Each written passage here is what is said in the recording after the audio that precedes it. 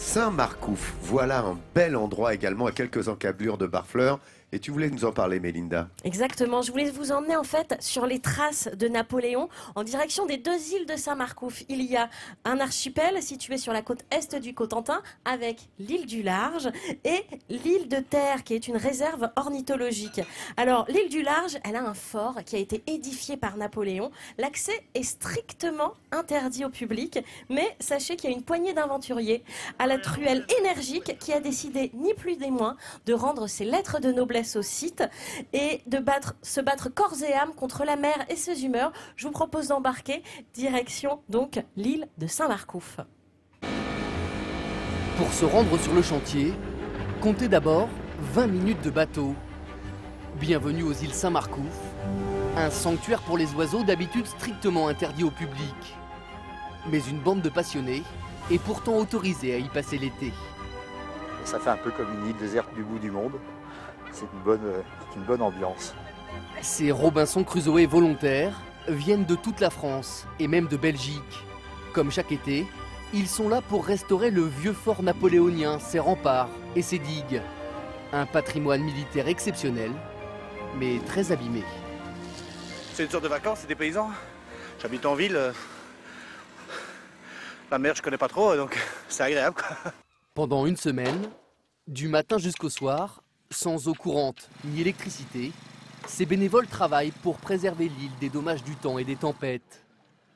À l'image de cette tyrolienne improvisée, ce chantier-là, c'est le royaume de la débrouille. Dans un premier temps, si tu veux, on arrête le délabrement, ce qui permet d'avancer. Et si tu regardes déjà la digue, par exemple ici, il y a une partie de ce côté-ci qui a été remaçonnée l'année dernière.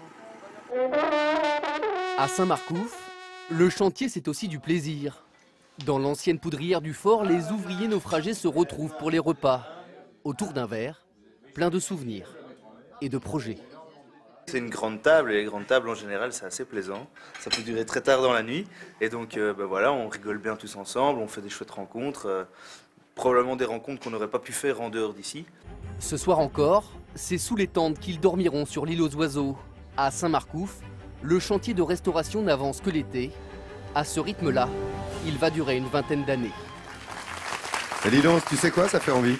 Ça donne envie, hein? Ah oui, j'irai bien à Saint-Marcouf avec eux, moi. Alors, il y a une ambiance de colonie de vacances, c'est vrai, mais attention quand même, il faut travailler. C'est l'association Les Amis de l'île du Large de Saint-Marcouf qui pilote ce projet. Bien, si ça t'intéresse, Laurent, les prochains chantiers auront lieu en août et en septembre et c'est ouvert à tous. Il y a plein de choses à faire sur l'île, que ce soit les réserves d'eau, la gestion des repas.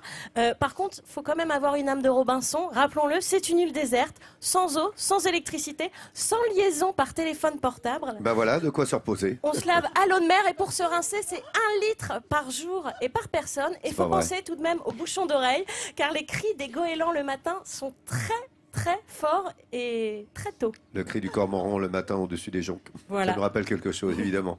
Là, c'est au-dessus de l'île. Merci beaucoup pour cette visite de Saint-Marcouf. Merci, Mélinda. L'avantage d'avoir effectivement une native comme Mélinda qui aime tant sa Basse-Normandie, qui sait nous en parler avec cœur.